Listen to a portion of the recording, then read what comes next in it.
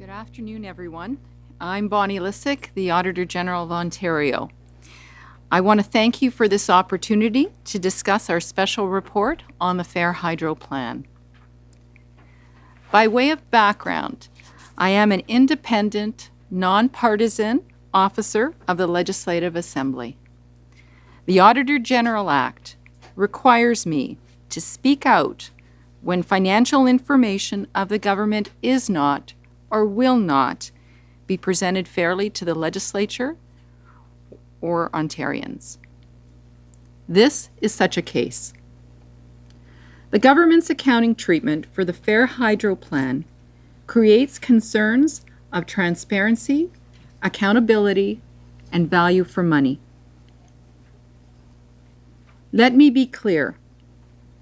I am not speaking about the decision to provide ratepayers with temporary relief from high electricity bills.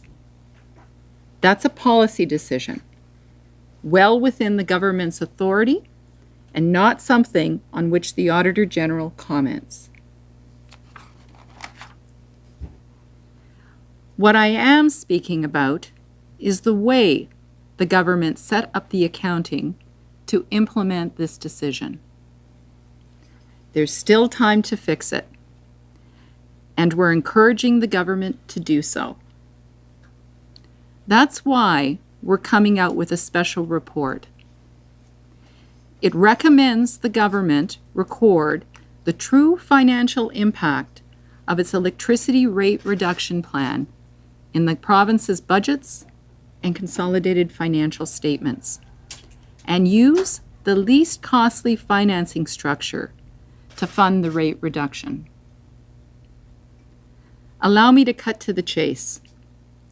The government structure will hide from Ontarians the real financial impacts of its electricity rate reduction.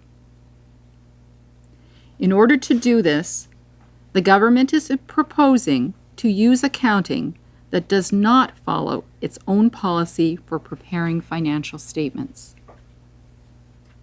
The province has had a policy of applying Canadian public sector accounting standards. I want to stress that this is not, as some may suggest, a difference of opinion between accountants on some obscure rule of bookkeeping. This is far more serious.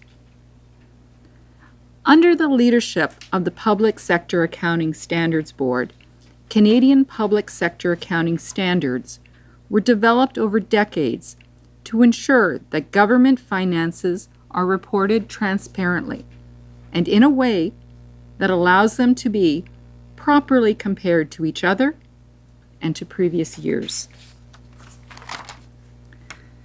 The province has brushed aside these standards, which are used by all the federal and provincial governments of Canada. And these standards are the law for municipal governments. The Ontario government has chosen to replace these standards, going so far as to create an asset in new legislation to avoid reporting the true cost of its policy decision on its financial statements. This is a significant issue. We sought extensive advice from the Auditors General across Canada, a former Saskatchewan and British Columbia Auditor General, and many external advisors, including the recently retired Director of the Canadian Public Sector Accounting Standards Board, Mr. Tim Beauchamp, who is here today. Mr. Beauchamp has over 27 years at the Public Sector Accounting Standards Board, drafting the standards that are used today.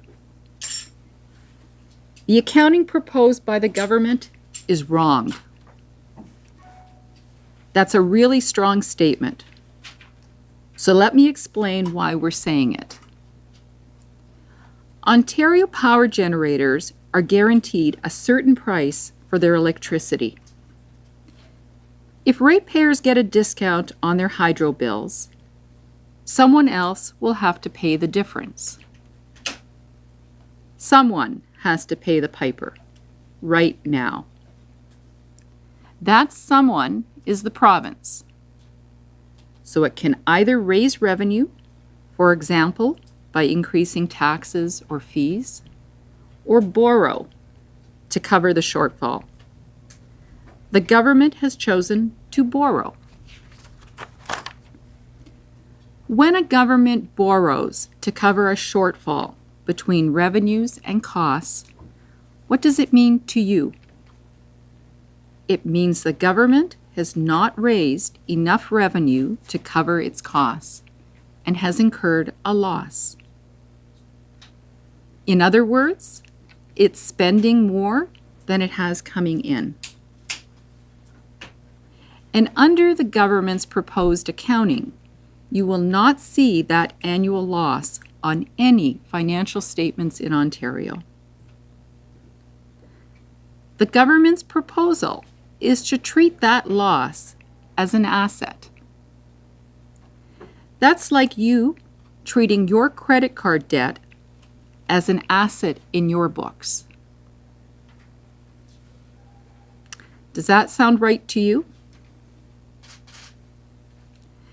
In proper accounting, borrowing money and losses should result in net debt increasing and higher deficits. This is Government Accounting 101. Instead, the government has created an elaborate, non-transparent, and complicated financing structure. This structure is to be used to avoid recording the true cost of its policy decision and avoid recording losses and an increase in net debt. This decision was made knowing that it could cost Ontarians significantly more in interest costs than if the government had borrowed money directly. Instead, most of the money is to be borrowed through entities it owns at higher interest rates.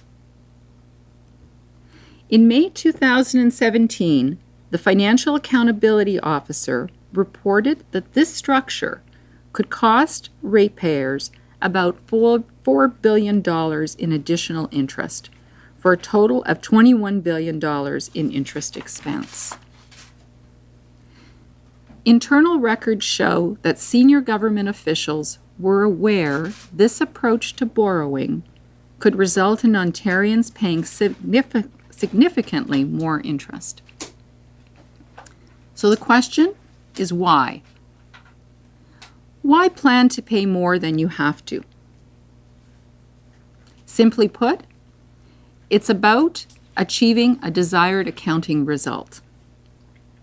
That desired accounting result is to 1, keep the cost of the policy decision out of the annual surplus and deficit, and 2, keep the impact of borrowing from showing up in the net debt. In other words, to obscure the financial impact of the rate cuts on both the province's budgets and financial statements, the government plans to pay more than it has to. There are other things that our office found concerning. In analyzing how the government came up with this approach, we looked at thousands of internal government emails. They showed us how the government enlisted senior officials and spent at least $2 million hiring outside advisors to design this complex accounting and financing structure. The emails we examined made clear that the instruction to those officials by government was that there should be no impact on the fiscal plan from its policy decision. In other words, they had to come up with something that would not derail the government's promise to present balanced budgets for 2017-18 and the next few years. As I wrap up, let me say this. The public expects sound fiscal transparency, accountability, and value for money from its government. We encourage the government to implement the two recommendations from our report. 1, record the true financial impact of the Fair Hydro Plan's electricity rate reduction on the province's budgets in consolidated financial statements. And 2, use a financing structure to fund the rate reduction that is least costly for Ontarians. There's still time to do the right thing.